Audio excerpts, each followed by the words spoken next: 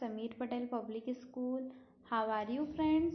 Today we see chapter 9 of 9th class Hindi में अमर शहीदों का चारण. Watch the video from start to end.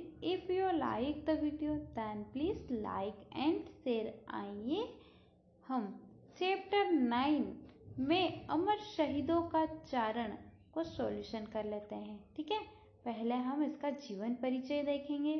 ठीक है, जीवन परिचय देखेंगे. कविवर श्री कृष्ण सरल का जन्म मध्य प्रदेश के गुना जिलांतर्गत अशोक नगर में 1 जनवरी 1919 को हुआ था. ठीक है, आपकी प्रारंभिक शिक्षा ग्रामीण वातावरण में ही हुई. आपका बाल स्वरूप अत्यंत स्वाभिमानी और स्वाध्यायी था. आपने अपने स्वाध्याय के द्वारा कई परीक्षाओं को अच्छे अंकों से उत्तीर्ण कर लिया. ठीक है, अपने स्वाध्याय के द्वारा कई परीक्षाओं को अच्छे अंकों से उत्तीर्ण कर लिया. शिक्षा ग्रहण करने के उपरांत आपने अध्यापन क्षेत्र में प्रवेश लिया. ठीक है, इस अध्यापन वृत्ति से आप आजीवन संबंध रहे. इसे अपने आपने अत्यंत सफलतापूर्वक निभाया. सन 1976 में आप शिक्षा महाविद्यालय उज्जैन से सेवानिवृत्त हुए. ठीक है, तब से लेकर आज तक आप स्वतंत्र रूप से लेखन कार्य में व्यस्त रहे.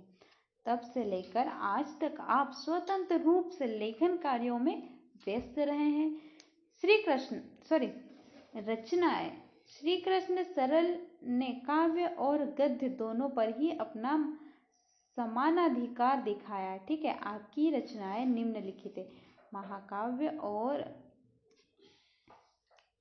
गद्य, काव्य और गद्य दोनों में ही रचनाएं लिखी. ठीक है, पहले हम देखेंगे महाकाव्य में भगत सिंह, चंद्रशेखर आजाद, सुभाष चंद्र बोस. ठीक है, काव्य संकलन में देखेंगे मुक्तिगान, स्मृति पूजा. ठीक है, बाल साहित्य बच्चों की फुलवारी.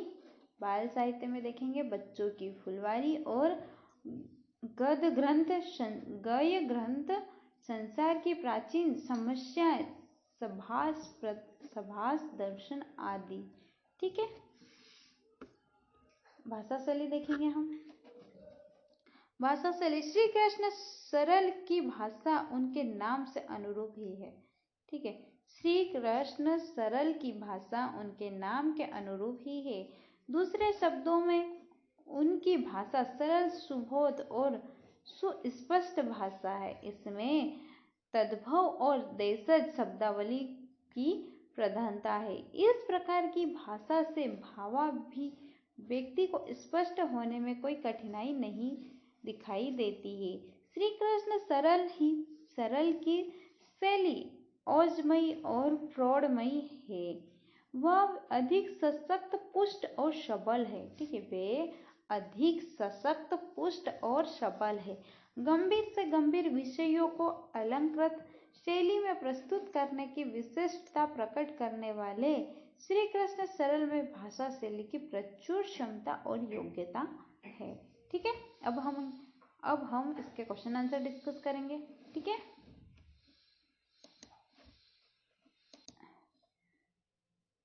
अब हम इसके लघु उत्तरीय प्रश्न डिस्कस करेंगे. प्रश्न नंबर 1, कवि चारण बनने की कामना क्यों करता है? कवि चारण बनने की कामना क्यों करता है? ठीक है, इसका आंसर देखेंगे. कवि चारण बनने की कामना करता है क्योंकि वह अमर शहीदों के अद्भुत त्याग बलिदान से बहुत अधिक प्रभावित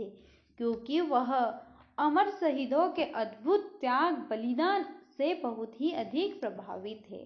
ठीक है, नेक्स्ट क्वेश्चन देखेंगे. क्वेश्चन नंबर 2, इस कविता में कवि किसका कर्ज चुकाना चाहता है? इस कविता में कवि किसका कर्ज चुकाना चाहता है? ठीक है, इसका आंसर देखेंगे. इस कविता में कवि अपने राष्ट्र का कर्ज चुकाना चाहता है. ठीक है, अपने राष्ट्र का कर्ज चुकाना चाहता है. ठीक है, नेक्स्ट क्वेश्चन देखेंगे, क्वेश्चन नंबर 3। आजादी प्राप्त करने में शहीदों का क्या योगदान रहा, स्पष्ट कीजिए। ठीक है, इसका आंसर देखेंगे। आजादी प्राप्त करने में शहीदों का विशेष ही नहीं अपितु सर्वाधिक योगदान रहा है।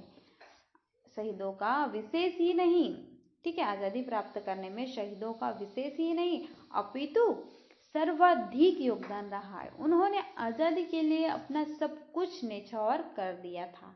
ठीक है, नेक्स्ट देखेंगे दीर्घ उत्तरीय प्रश्न। अब हम यहाँ पर दीर्घ उत्तरीय प्रश्न डिस्कस करेंगे। ठीक है, दीर्घ उत्तरीय का पहला प्रश्न रहेगा, शहीदों का नाम गौरव के साथ क्यों लिखा जाता है। शहीदों का नाम गौरव के साथ क्यों लिखा जाता है। ठीक है, इसका आंसर देखेंगे।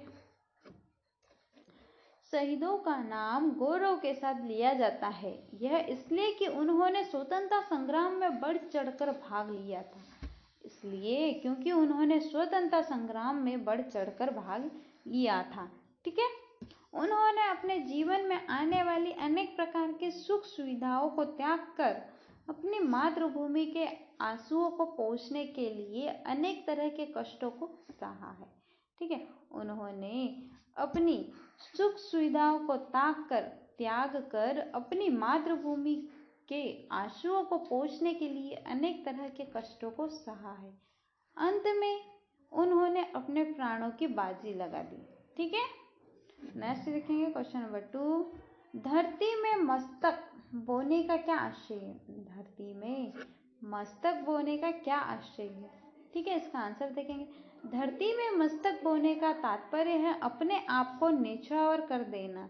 ठीक है, धरती में मस्तक बोने का तात्पर्य है अपने आप को न्यौछावर कर देना। हमारे देश में अमर शहीदों ने अपनी मातृभूमि की आज़ादी के लिए अपने तन मन धन आदि सब कुछ को न्यौछावर कर दिया। ठीक है, हमारे देश में के अमर शहीदों को अपनी मातृभूमि की आज़ादी के लिए उन्होंने अपने तन मन धन आदि सब कुछ का न्यौछावर कर दिया। ठीक है, नेक्स्ट देखेंगे क्वेश्चन नंबर 3।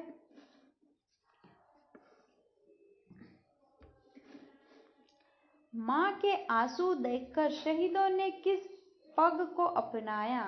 पग को अपनाया। ठीक है, इसका आंसर देखेंगे। माँ के आंसू देखकर शहीदों ने अपने जीवन में आई हुई सरस फुहारों को लौटा दिया। ठीक है, अपने जीवन में आए हुए सरस फुहारों को लौटा दिया। उन्होंने कांटों को चुन लिया। इस प्रकार उन्होंने अपने जीवन की रंगीन बहारों को लौटाकर स्वतंत्रता संग्राम में बढ़ चढ़कर हिस्सा लिया। ठीक है, नेक्स्ट क्वेश्चन देखेंगे क्वेश्चन नंबर 4। जो कर्ज राष्ट्र ने डैश डैश है, इस पंक्ति का आशय स्पष्ट कीजिए। ठीक है, ये फुल पंक्ति हमें बुक से पंक्तियों में मिलेगी। ठीक है, जो कर्ज राष्ट्र ने डैश डैश है, इस पंक्ति का आशय हमें स्पष्ट करना है। ठीक है, जो कर्ज राष्ट्र ने है डैश डैश है, इस पंक्ति का आशय है कि कवि अपने राष्ट्र के प्रति वफादार है। कवि अपने राष्ट्र के प्रति वफादार है, इसलिए वह राष्ट्र की आज़ादी के लिए अपना सब कुछ न्यौछावर कर देने वाले अमर शहीदों का चारण बनकर उसकी यशस्वी गौरव गाथा का गान करते हुए नहीं थकता है। ठीक है, इसीलिए वह अपनी यशस्वी गौरव गाथा का गान करते हुए नहीं थकता है।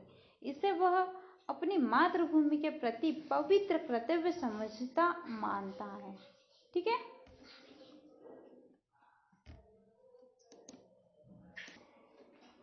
Next question. कवि ने किस जीवन को श्रेष्ठ माना है और क्यों। कवि ने किस जीवन को श्रेष्ठ माना है और क्यों। ठीक है, इसका आंसर देखेंगे।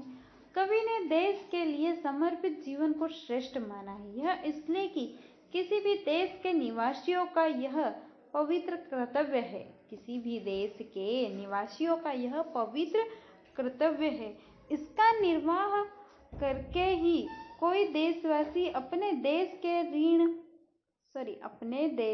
इस ऋण भार से मुक्त हो सकता है। ठीक है, इसका निर्वाह करके ही देशवासी अपने देश के ऋण भार से मुक्त हो सकता है।